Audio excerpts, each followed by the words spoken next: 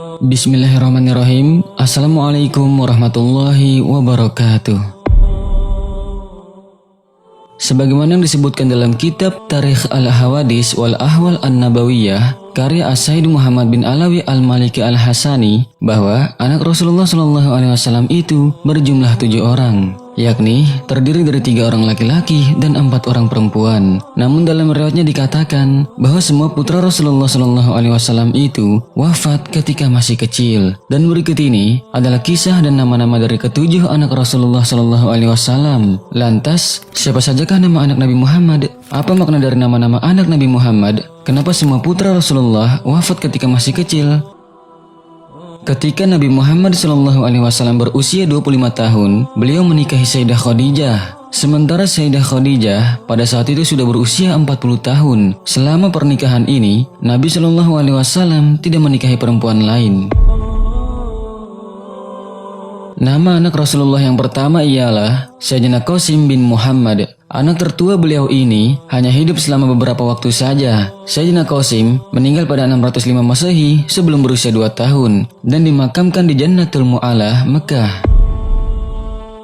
Karena Sayyidina Qasim anak tertua, maka Rasulullah SAW menjulukinya dengan Abu Qasim. Adapun makna di balik nama Qasim ialah pemberi imbalan, yakni sebagai harapan bahwa kelak akan menjadi anak yang soleh dan panjang umur.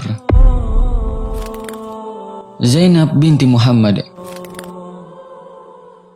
Sayyidah Zainab binti Muhammad merupakan putri sulung dari Rasulullah SAW bersama Sayyidah Khadijah. Ia lahir pada 23 tahun sebelum Rasulullah SAW hijrah. Nama Zainab sendiri diambil dari bahasa Arab yang berarti indah dan wangi. Putri Nabi Muhammad ini mengalami sakit dan wafat pada usia 29 tahun. Ia dimakamkan di Jannatul Baqi, Madinah, Arab Saudi. Ruqayyah binti Muhammad. Nama anak Rasulullah berikutnya adalah Sayyidah Ruqayyah binti Muhammad. Ia lahir pada 7 tahun sebelum diutusnya kenabian dan 20 tahun sebelum Hijriah atau tahun 603 Mekah, yakni pada usia Nabi Muhammad SAW 33 tahun. Makna dari nama Ruqayyah sendiri ialah lembut. Ruqayyah juga memiliki gelar Zat al-Hijratain atau kelembutan. Saat dewasa, Ruqayyah menikah dengan Sayyidina Utsman bin Affan. Keduanya dikaruniai anak yang bernama Abdullah dan meninggal pada usia 4 tahun. Putri Rasulullah SAW ini wafat saat perang Badar berlangsung pada tahun 2 Hijriah dan jenazahnya dimakamkan di Jannatul Baqi. Ummu Kulsum binti Muhammad. Nama anak perempuan Rasulullah yang keempat yaitu Sayyidah Ummu Kulsum. Ia merupakan putri dari Nabi Muhammad dan Sayyidah Khadijah yang lahir pada 6 tahun sebelum diutusnya kenabian, 19 tahun Hijriah atau 604 Makkah, tepatnya saat Nabi SAW berumur 34 tahun. Sayyidah Ummu Kulsum sempat hijrah bersama Sayyidah Fatimah ke Madinah. Saat dewasa, ia menikah dengan Sayyidina Utsman bin Affan pada tahun ke-4 Hijriah. Sayyidah Ummu Kulsum wafat pada bulan Ramadan ke-9 atau pada tahun 630 Madinah lantaran sakit dan dimakamkan di Jannatul Baqi. Fatimah Az-Zahrah binti Muhammad.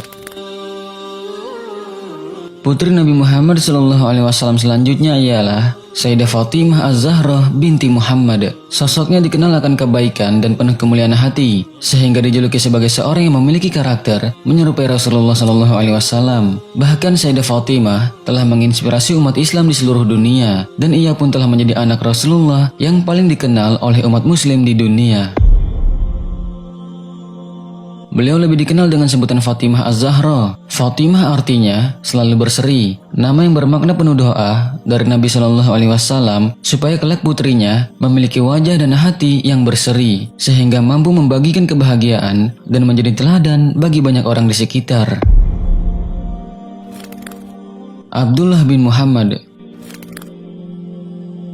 Anak laki-laki kedua Rasulullah SAW dan Sayyidah Khadijah ialah Sayyidina Abdullah bin Muhammad. Sama halnya dengan sang kakak atau Sayyidina Qasim, Sayyidina Abdullah juga tidak memiliki umur yang panjang. Putra Nabi Muhammad SAW ini wafat di usia yang masih kecil, sekitar tahun 615 Masehi. Kata Abdullah sendiri berasal dari bahasa Arab yang memiliki arti hamba Allah. Sayyidina Abdullah juga memiliki julukan Thayyib yang berarti baik dan Thohir yang artinya bersih atau murni. Hal ini merupakan harapan supaya kelak beliau menjadi orang yang suci akhlaknya. Ibrahim bin Muhammad. Putra bungsu Rasulullah SAW ialah Sayyidina Ibrahim bin Muhammad. Ia lahir dari rahim istri Nabi Muhammad yang bernama Sayyidah Maria Al-Qibtiyah. Sayyidina Ibrahim lahir sekitar akhir bulan dari tahun 8 Hijriah. Nama anak Rasulullah ini diambil dari salah satu leluhur bangsa Arab dan Israel. Kala itu, Rasulullah SAW sangat mendambakan keturunan laki-laki yang akan menghiasi keluarganya. Setelah kedua putranya, yakni Sayyidina Qasim dan Abdullah wafat sebelum balik, akhirnya terlahirlah Sayyidina Ibrahim dari Maria Al-Qibtiyah. Menurut pendapat yang masyhur, dibandingkan dengan Sayyidina Qasim dan Abdullah, Sayyidina Ibrahim hidup lebih lama, sekitar 1,5 tahun. Maka dari itu, telah diketahui bahwa putra-putra Rasulullah telah wafat di waktu masih kecilnya. Rahasia di balik kewafatan semua putra Rasulullah ketika masih kecil.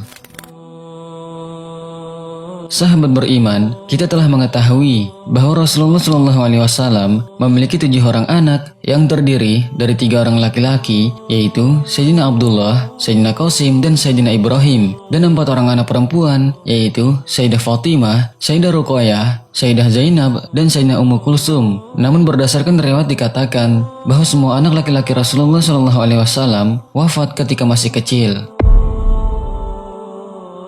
Hal ini tidak terlepas dari bukti bahwa Nabi Muhammad SAW adalah Nabi dan Rasul terakhir. Ini sebagaimana yang dijelaskan dalam sejumlah ayat dalam Al-Quran. Muhammad itu sekali-kali bukanlah bapak dari seorang laki-laki di antara kamu, tetapi dia adalah Rasulullah dan penutup nabi-nabi, dan adalah Allah Maha mengetahui segala sesuatu. Al-Quran Surat Al-Ahzab ayat 40. Juga di dalam ayat lainnya, Allah Subhanahu wa Ta'ala berfirman, Muhammad itu tidak lain hanyalah seorang Rasul. Sungguh telah berlalu sebelumnya beberapa orang Rasul. Al-Quran Surat Ali Imran ayat 144.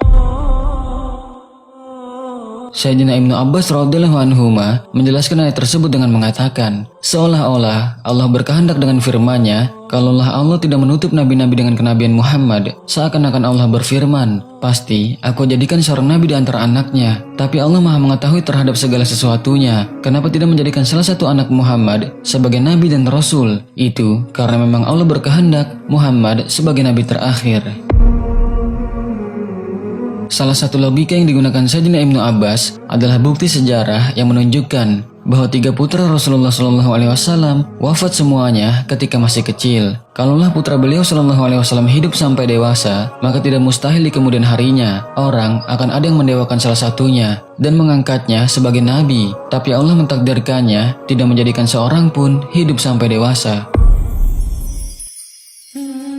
Sahabat beriman, salah satu hikmah diwafatkannya semua putra Rasulullah SAW ketika masih kecil ialah sebab Rasulullah SAW adalah penutupnya para nabi. Maka dari itu, patut bagi kita untuk mencintainya dan mencintai apa yang dicintai olehnya. Dan salah satu yang dicintai oleh Nabi Muhammad SAW ialah anak dan cucu keturunannya. Semoga Allah Subhanahu wa Ta'ala selalu menjaga keturunan Rasulullah SAW di dunia ini. Maka ikutilah keturunan Rasulullah SAW dan para ulama yang ma'ruf dan ahlus sunnah. Dan perlu diingatkan juga, jika ada di antara kita yang menemui ada seorang keturunan Rasulullah yang kurang baik menurut pandangan pribadi kita, maka janganlah kita menghina atau menyakitinya. Cukup bagi kita untuk memalingkan pandangan kita darinya, dan pandanglah keturunan nabi dan ulama yang ma'ruf atau baik. Semoga Allah Subhanahu wa Ta'ala menggolongkan kita ke dalam golongan orang-orang yang selamat di dunia dan di akhirat. Amin ya Allah ya Rabbal alamin. Wallahu a'lamu bissawab. Wassalamualaikum warahmatullahi wabarakatuh.